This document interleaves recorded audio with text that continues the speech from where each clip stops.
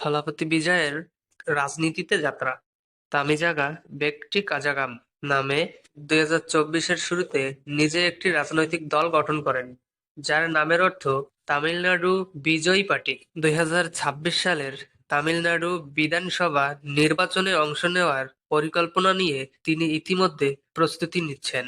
তিনি আরো বলেন, আমি আপনাদের বিজয় হিসেবে এসেছি, যেখানে তার সিনেমার জনপ্রিয়তা আর ভক্তদের সঙ্গে আস্থা তুলে ধরেছেন।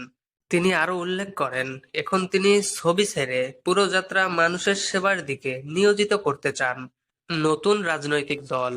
বিজয় নিজের দল ঘোষণা করেছেন, যা তামিলনাড়ুর রাজনীতিতে নতুন সমীকরণ তৈরি করেছে। বিজয় কেন মোদির বিরুদ্ধে?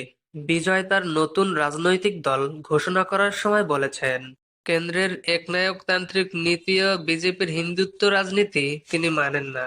তিনি তামিল সাংস্কৃতিক ভাষা ও আঞ্চলিক স্বার্থকে প্রাধান্য দেন, যেখানে মোদি নেতৃত্বাধীন বিজেপি এক ভারত এবং সংস্কৃতি চাপিয়ে দিতে চায়।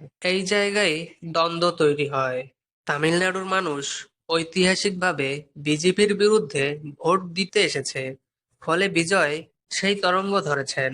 বিজয় এখন শুধু আঞ্চলিক স্তরে নয়, জাতীয় পর্যায়ে মোদির বিরোধী এক নতুন মুখ হিসেবে উঠে এসেছেন। তার জনপ্রিয়তা যদি রাজনীতিতে ভোটের রূপ নেয়, তবে 2026 সালে তামিলনাড়ুর বিধানসভা নির্বাচনে বড় ধাক্কা খেতে পারে বিজেপি।